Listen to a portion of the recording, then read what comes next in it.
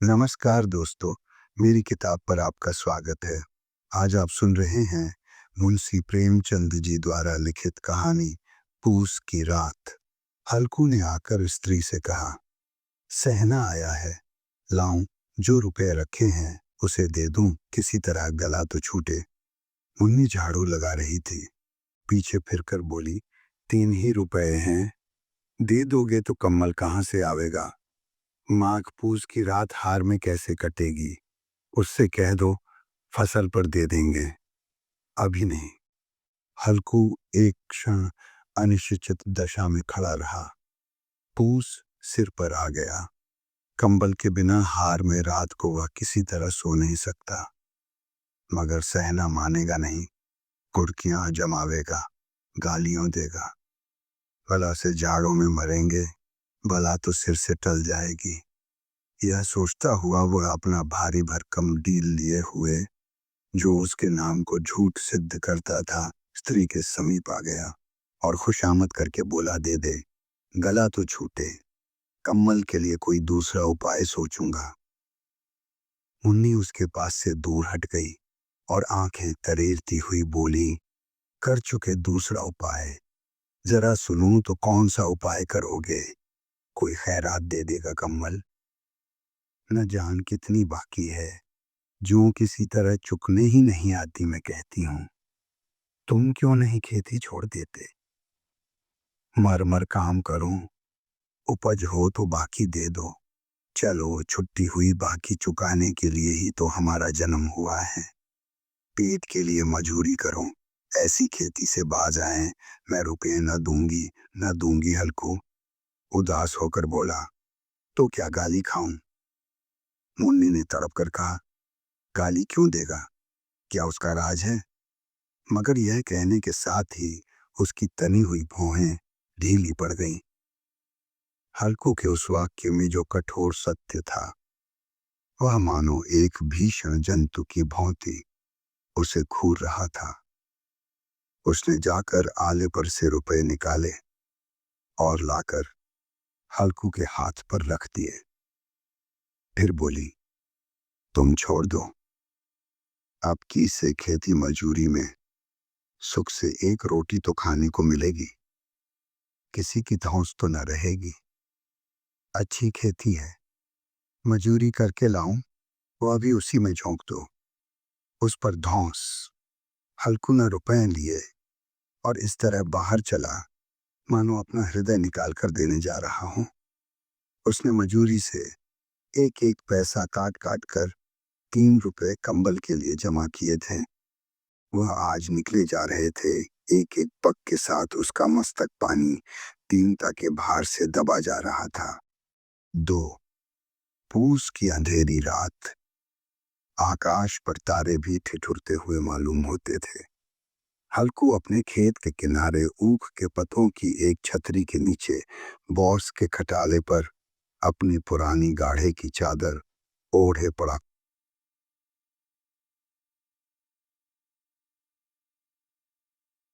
कौप रहा था। खाट के नीचे उसका संगी कुत्ता जबरा पेट में मुंह डाले सर्दी से कूं कूं कर रहा था।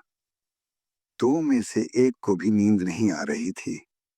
हल्कू ने घुटनियों को गर्दन में चिपकाते हुए कहा, क्यों जबरा, जाड़ा लगता है? कहता तो था घर में पुआल पर लेट रहे, तो यहाँ क्या लेने आए थे? अब खाऊं ठंड? मैं क्या करूं, जानते थे मैं यहाँ हलवा पूरी खाने आ रहा हूं। दौड़े दौड़े आगे आगे चले आए अबरो नानी के नाम को।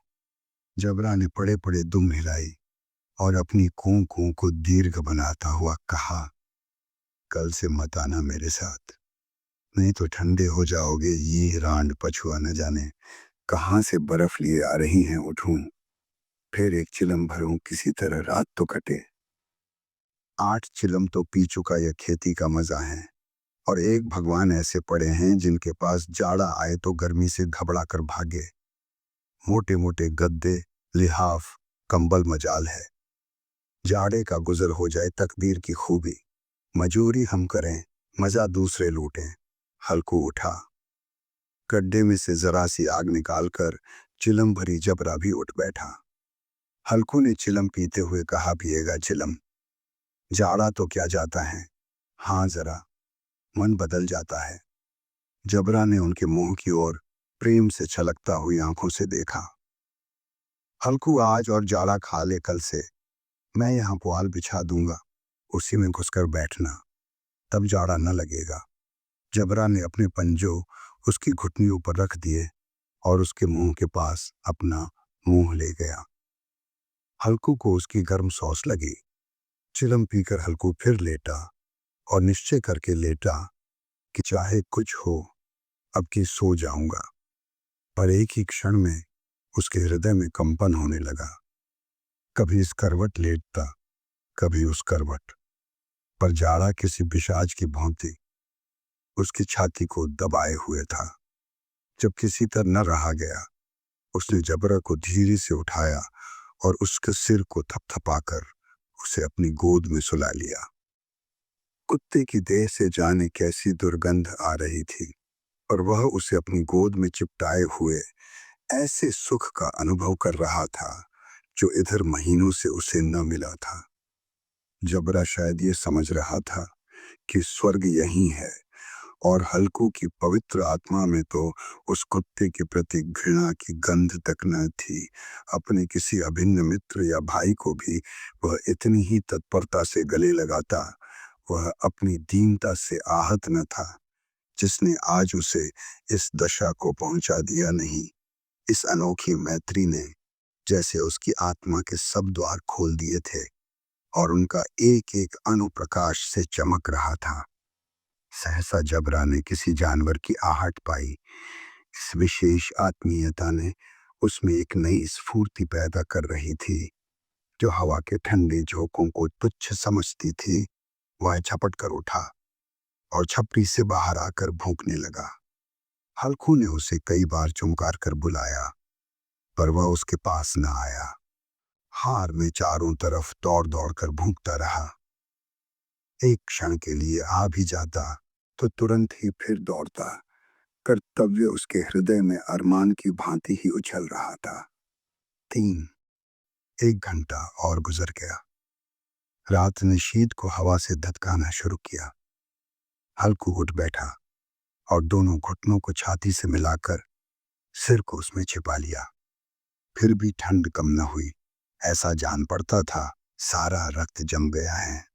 धमनियों में रक्त की जगह हिम बह रही है।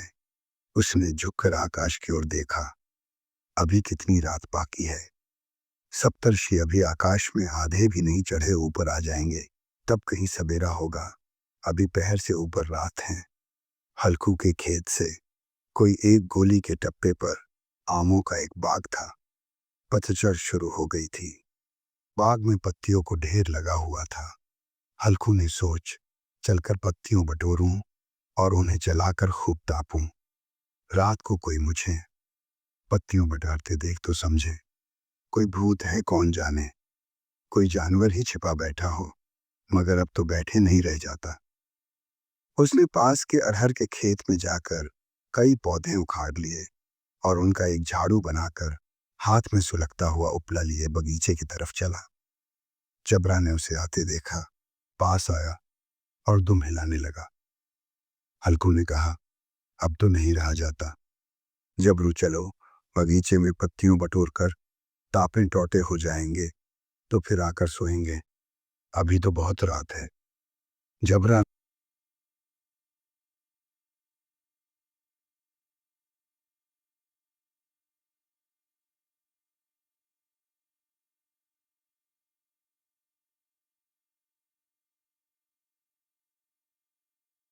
Yan anti Vietnampen boyutan boyun di belube pare buna manin ni wong kan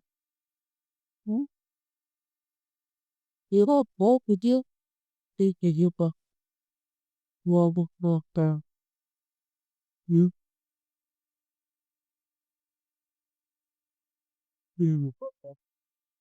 뭐 이거 아빠 수그란다다다다 아이도 빠빠 봐 되게 애들이 내 마음대로 허용되는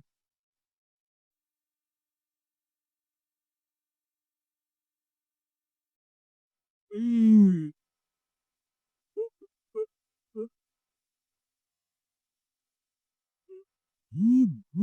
아, À, cái nhầm kita lo ko te la da pia ten 잘라이다 에리텐데 따야들라 에예나 나타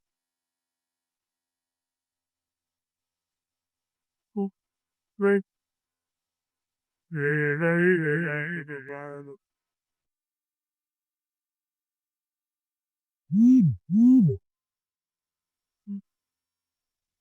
Pues, poner más que pelear, y traerme, pues, no, pil,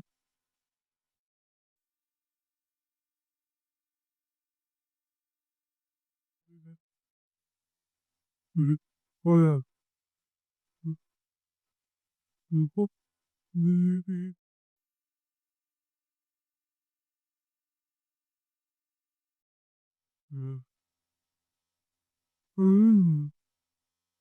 내 살리리나.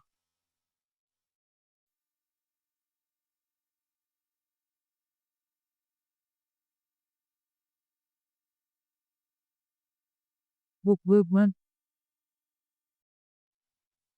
만들이 없는, 아, 뭐, 내내 부분들은, 얘는, ano man man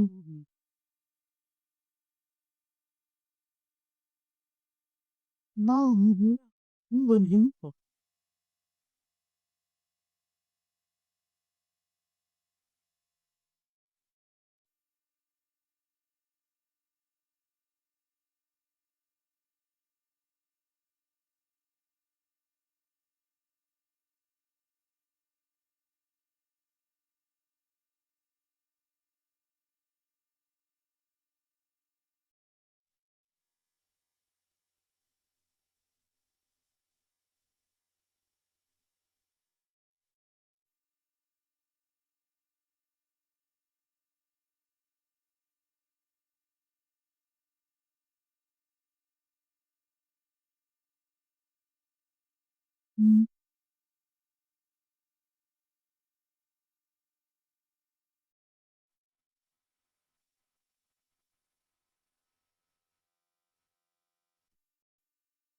anh mi, bé, anh, mi, bé, Pepe, Pepe, Pepe, alle Bessie, Pepe, annoying me.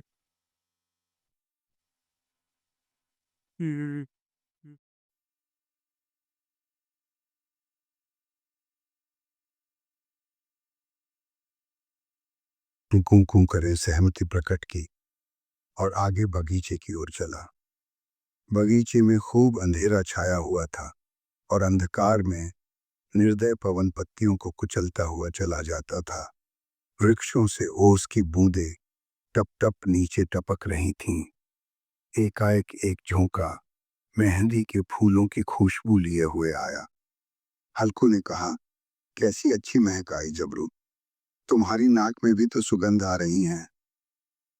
जबरा को कहीं जमीन पर एक हड्डी पड़ी मिल गई थी, उसे चिंचोड़ रहा था। हल्कू ने आग जमीन पर रख दी और पत्तियों बठारने लगा। जरा देर में पत्तियों का ढेर लग गया था। हाथ ठिठुरे जाते थे, नगे पांव गरेज जाते थे और वह पत्तियों का पहाड़ खड़ा कर रहा था।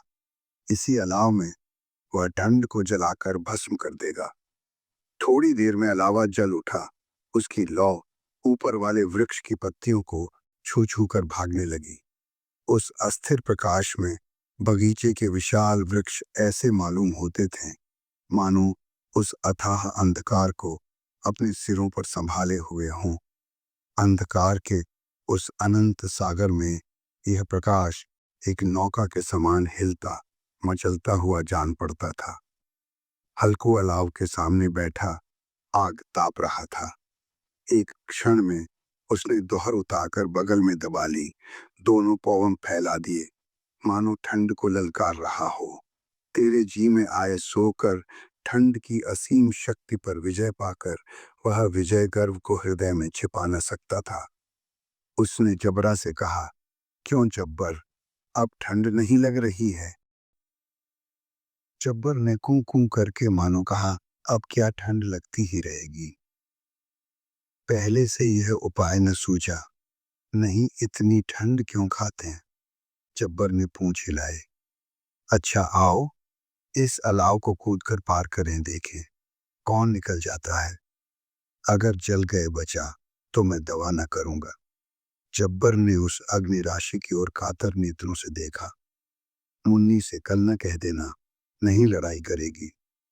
यह कहता हुआ वह उछला और उस अलाव के ऊपर से साफ निकल गया। पैरों में जरा लपट लगी और वह कोई बात न थी। जबरा आग के गिर्द घूमकर उसके पास आ खड़ा हुआ। हल्कू ने कहा, चलो चलो, इसकी सही नहीं। ऊपर से कूदकर आओ। वह फिर कूदा और अलाव के इस पार आ गया। 4 पत्तियां जल चुकी थी। बगीचे में फिर अंधेरा छा गया था। राख के नीचे कुछ कुछ आग बाकी थी, जो हवा का झोंका आ जाने पर जरा जाग उठती थी, पर एक क्षण में फिर आंखें बंद कर लेती थी। हल्कू ने फिर चादर ओढ़ ली और गर्म राख के पास बैठा हुआ एक गीत गुनगुनाने लगा। उसके बदन में गर्मी आ गई थी, पर ज्यों-ज्यों शीत बढ़ती जाती थी, उसे आलस से दबाए लेता था। जबरा जोर से भौंककर खेत की ओर भागा। हल्कू को ऐसा मालूम हुआ कि जानवरों का एक झुंड खेत में आया है। शायद नीलगायों का झुंड था। उनके कूदने दौड़ने की आवाजें साफ कान में आ रही थी। फिर ऐसा मालूम हुआ कि खेत में चर रही है। उनके चबाने की आवाज चर चर सुनाई देने लगी। उसने दिल में कहा, नहीं, जबरा के होते कोई जानवर खेत में नहीं आ सकता। नोच ही डाले, मुझे भ्रम हो रहा है। कहाँ? अब तो कुछ नहीं सुनाई देता। मुझे भी कैसा धोखा हुआ। उसने जोर से आवाज लगाई, जबरा जबरा। जबरा भूंकता रहा, उसके पास न आया। फिर खेत के चरे जाने की आहट मिली। अब वह अपने को धोखा न दे सका। उसे अपनी जगह से हिलना जहर लग रहा था। कैसा दंदाया हुआ बैठा था। इस जाड़े पाले में खेत में जाना, जानवरों के पीछे दौड़ना असह्य जान पड़ा। वह अपनी जगह से न हिला। उसने जोर से आवाज लगाई, हिलो हिलो देस्तान आई रोई। जबरा फिर भूख उठा। जानवर खेत चल रहे थे। फसल तैयार है, कैसी अच्छी खेती थी, पर ये दुष्ट जानवर उसका सर्वनाश किए डालते हैं।